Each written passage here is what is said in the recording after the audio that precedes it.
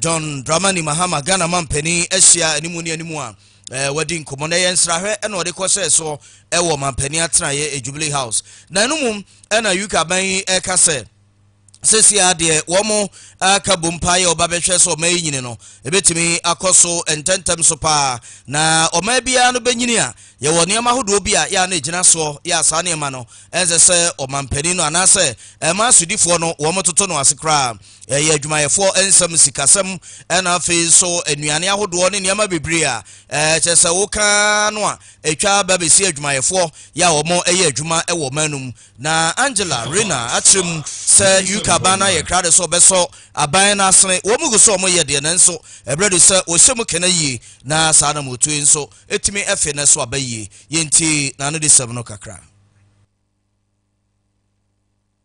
To be one of the first to come over and to see you and on your great election victory. And what struck me is your election was around a 24-hour economy, and we have a mutual aspiration for both the UK economy and here in Ghana. And I was only this morning seeing some of the entrepreneurs you have here and the expansion of jobs that they want to create here in the economy, and our long history of supporting your endeavours is what we're going to continue to do. And I think that we can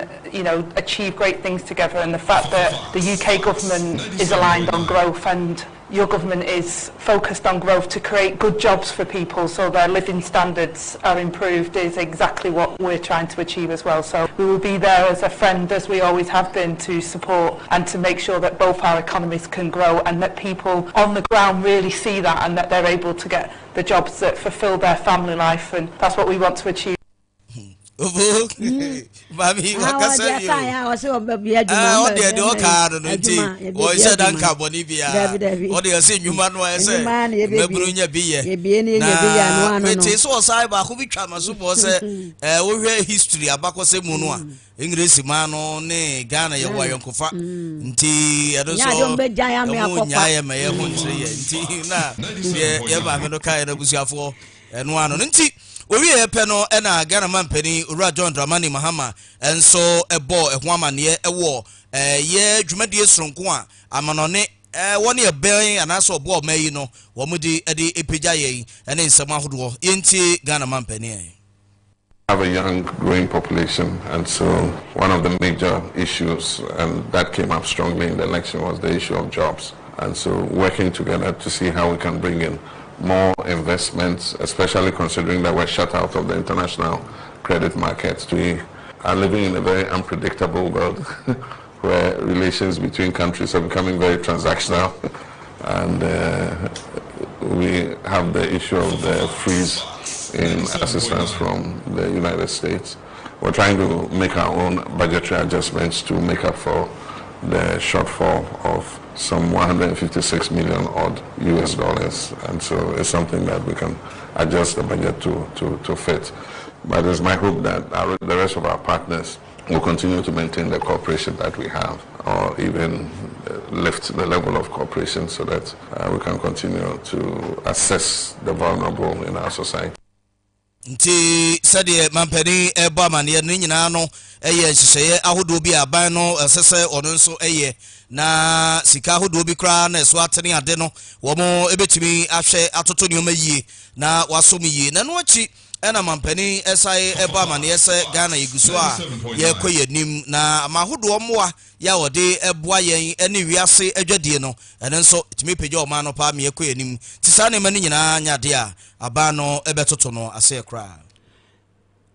bano dini ya wodi adom kase ano ewo mlase badwafe eye yewra Mahama ayariga na wodi atudwa atrese nyame ya adoma ya wada ye edi yanimi bosumi da toso adu no enso omampanyin John Dramani Mahama wo ba mlase badwafe na ye State of the Nation address etwane ya se so na no wodi abreye eni nti ebra omampanyin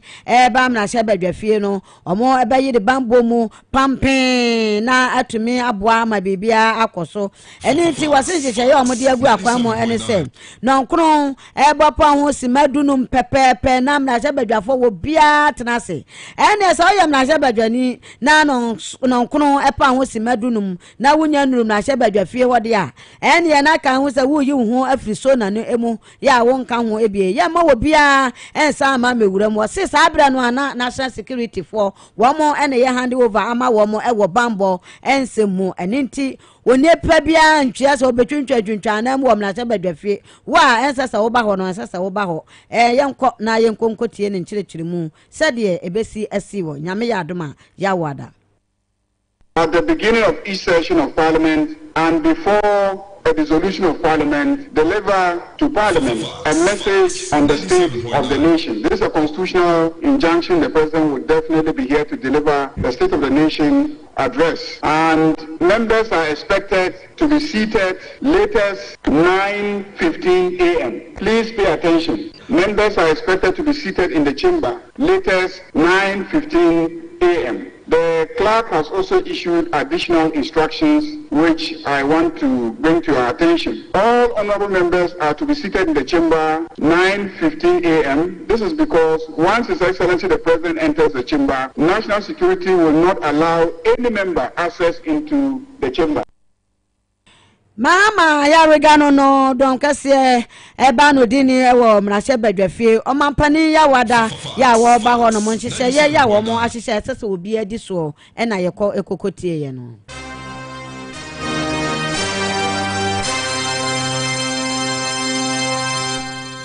Aban ede atudwa sete bia no project ahodo ya bandadai ede ne nsa kokan ye titru ene adansi ehudwumadie no nya de obejai ama akanwuram na mum aban na behwe na de yeso ye ebia fa ho bia no obehwe na wasisi sa adan ne nyina omayi so afọ ye ohwe edwuma adansi ene nsuwansu ahonsem so yera Kenneth Gilbert Ajay ono ene boss amane na okirem se eyade a eha adwene papa vise project no edoso ya ban asese bibrase enso ya de obema na aka se de nipa bi ede sansemi etudwa yerai ede nani atre mia hodo pe ya sa project bi koso akohwehwe ebi a na wo mo eye wie bi won so ana aka akra sa ban no esomu bi ne nyina no ira na hyese obema awie ora Ajay anodisem. Just advise our contractors that going forward, we don't want any delays in our projects. If we give timelines, we should stick to the timelines. So those are things that I'm going to meet the contractors. And going forward to the ministry also believes that we shouldn't have stalling projects. If we start something, we should be able to finish. With the Saglame project, when I resumed office, I've started engaging with key stakeholders, and very soon we will move on site. Nti sede ira no ekwa aprobo elmia hodo na wodi etudwa ne no emu na general manager edema National Home Ownership Fund ye Dela Zuma nu ono nso ene central fodin komo kakra ewo sede na dwuma hodo ene tutuye a wo moye so odi sika eba bewram na NHF wo mo adwumade no atumi akonkai eyi sei na ono nso echiremu fine. The government is doing a lot of work, and I want to say that the new minister is here today because he believes in that agenda to produce, give the support for the housing sector to grow and deliver on the houses. I mean, he's been here just barely a few months into office, so that should tell you that he's interested in continuing and developing whatever projects we are putting in place to deliver affordable housing to the people of Ghana. So yes, the mandate is still on. It's the ministry's mandate, and I believe that we're going to continue as much as we can. It's not only government's role to deliver housing. Private sector is very much, a key player in this delivery. Nti sade Iran so ede na no disema to dwa no ne nyina no e won hyehyɛ hodo a ebi eye bretenten dwumadie biburu besa mfie aduonu ne akire ya omo ehwese ne nyina no obeye ntutue eyie na afei wa hwese wo mo adwuma no sade mfaso wo mu dodo no ahwehwe no wonsa ebeka no saa yewra Austin Gami eye obi a wabene e wa adwuma ene ho ensemu na wode aba betudwa na wa kyerɛ sɛ Ghana yebetimi anyini na yetumi yɛbɛtumi akɔ yɛnim afa yɛn ntoma pa afra agya yɛn na so sɛ wo man dia ɛne na ɛsɛ mu adwumayɛfoɔ no yɛyere yɛ ho na yɛtumi ɛyɛ adwumaden ne yɛde ahofama ɛne atu ho akyɛ ɛnse yɔ ɛyɛ adwuma no sɛ bɛyɛ bɛtumi aboa na yɛtumi apagya yɛn sikasɛm na ɔda nsɛm yɛde no wɔkyerɛ sɛ naano ɔmampanyin John Dramani Mahama ɛne adwumayɛfoɔ ɛyɛ labor unionfoɔ no ehyiaeɛ ɛbra na wɔto akatua mu wɔ ha mu nkyɛmu edua ɔkyerɛ sɛ ebi da wɔnum a wotum bi ɛbene ɛne nti wɔn anyi wɔ ha mu nkyɛmu du na okunu tene ne nsɛm a wantuma a yɛtie nti adwumayɛfoɔ agye saa wɔ ha mu nkyɛmu edu no sɛ yɛbɛtumi akɔ yɛnim ama adwumayɛfoɔ yɛtumi ahwɛ yɛyie atua yɛka yia na ɛsɛ yɛn soso yɛyere yɛn ho na yɛtumi yɛ adwumaden sɛ bɛyɛ bɛtumi aboa na ɛde sika ne bi abɛfie ama yɛtumi akɔ yɛnim yɛwura Austin Gami.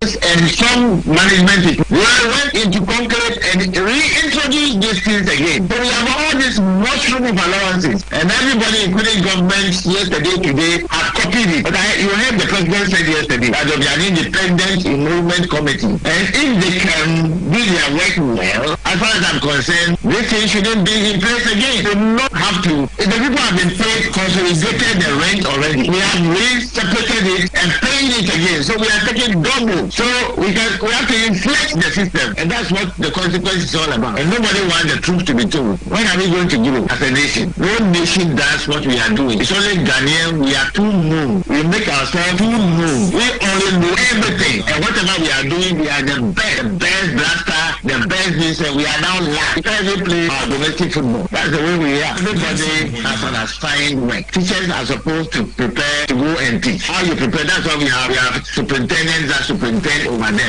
Educational people who go to superintend.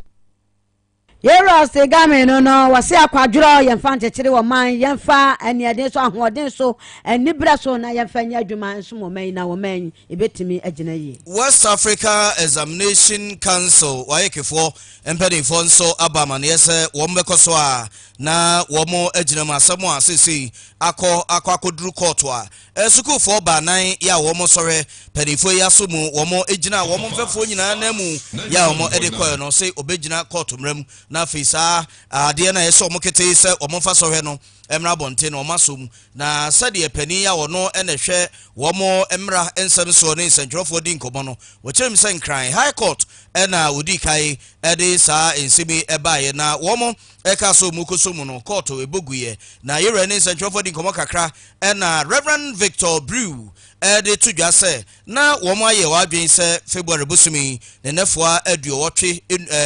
aduonu nwotwe nena for the no so no ena wo mo aye hye bi a pese sori no nka wode ehon susanso no eba ya chese nipa ba nan ede no sanse wo court no mbe hosom kakra na wacheche mebre ewo sede ensemi si akwakodu Reverend Victor Brew anodi sem no kakra ni. We are going to repeat the stay of education application at the Court of Appeal in line with what is established procedure in court matters. As for 28 is for the generality of all outstanding results. And just to clarify that these are just a portion of all the outstanding results. So even as these 10,000 candidates went to court, we're still working. And even as they went to court, since others have not gone to court, not to say that because you didn't go to court, that's why we're working on your results, but to say that out of respect for the court, because these candidates had gone there, we kind of held on with yes because they have gone to court. But the others, we have processed, released some results, answered some results, and so 28 is a date to say that all results finally would have been worked on, and then perhaps the only group of people will be these students who took us to court, and we have to respect the court procedure. For any Reverend Victor Brew na mote se o kasa de ma waye na said ye womo esohwe ya atwa se be na kakra ni ya bo ho da ru no ono so ede nchiremu kakra emaye ena dai court akwa asetena na Gregory Afoko ya wono na ninua ene eye kane NPP Amanyoko no national chairman Yewura Afoko ya mfie mpino ene edunum yede sobo ebo no se omantifi apieye emantam no dwamtrani ya no wohoma NPP amanyoko no yewura Mahama Adams enipa bi ekohwe acid gu ne so na ema wowu ya no ono ho ntansa ne de bo no ayede ne ekwakoto mu no